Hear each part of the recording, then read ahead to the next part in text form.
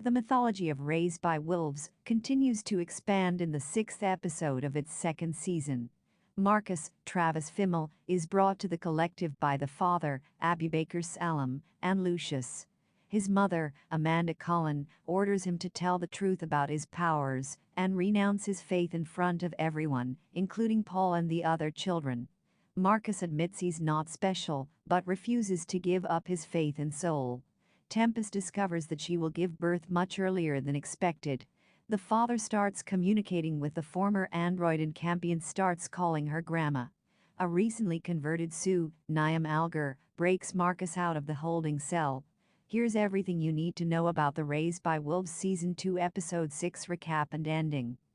In Season 2 Episode 6, titled The Tree, Campion attempts to establish himself as the colony's leader on Mother's advice, with unpromising results. Father and Lucius return to the colony with Marcus. Mother imprisons him, much to Lucius's chagrin as he wants to kill the other man. When Sue hears the news of the terrorists' capture, she carefully avoids letting her true feelings be telegraphed. After saving Paul with the help of the signal, Sue has come to believe that it is benevolent, even if not divine. She goes to see Marcus in secret and reveals that she is now a believer. During a routine examination of Tempest and her baby, Sue discovers that the birth is imminent.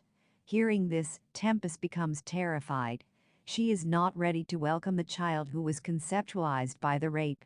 Earlier in the season, an atheist couple agreed to take the child, but following Mother's taking over of the collective, they were among those who left the colony. In a scene loaded with religious symbolism, Tempest walks towards the acidic sea and gives birth on the rocky shores. She discovers that Mother was right. The moment she sees the child, she feels a desperate need to hold and protect him. However, the baby's cries wake up one of the degenerate humans now living under the sea. He rises from the sea and snatches the baby from Tempest. The creature's chest opens like a vault, and she places the baby there. Tempest is left with burned hands, fear and unrelenting grief. Meanwhile, Mother finds out how far Father has come in his project.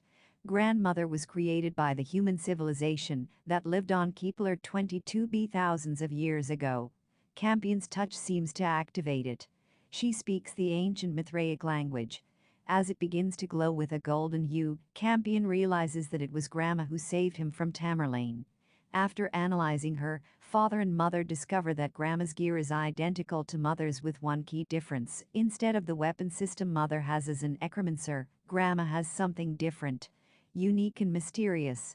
For now, Mother decides to keep the ancient android away from children. What happened to Sue? Is she dead? In the previous episode, Sue saved Paul's life using a method she saw in her vision.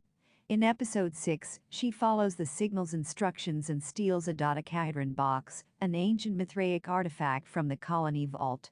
The signal urges him to plant the seed. Believing it's inside the box, she and Paul try to open it with a laser beam. While he does nothing to the box, the serpent begins to scream and thrash about as if in pain. Sue breaks Marcus out and they flee the colony with Paul. Sue sings Paul the Mithraic lullaby that Ambrose sang in episode 4. As Paul falls asleep, the lyrics to the lullaby open the box, revealing a seed inside. As soon as Sue takes the seed on her hand, it dives into her body. She stumbles away from Marcus and Paul. It seems like something has taken over his body. Soon she falls to her knees and begins to dig.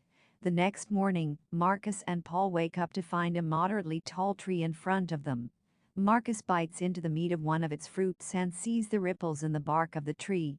If Kepler 22b is supposed to represent the Garden of Eden, this tree must be the replacement for the Tree of Knowledge.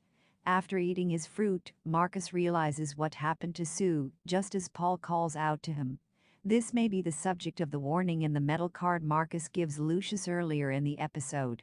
To successfully establish the tree, a sacrifice was necessary. And Sue became that sacrifice. She is not necessarily dead but is part of the tree.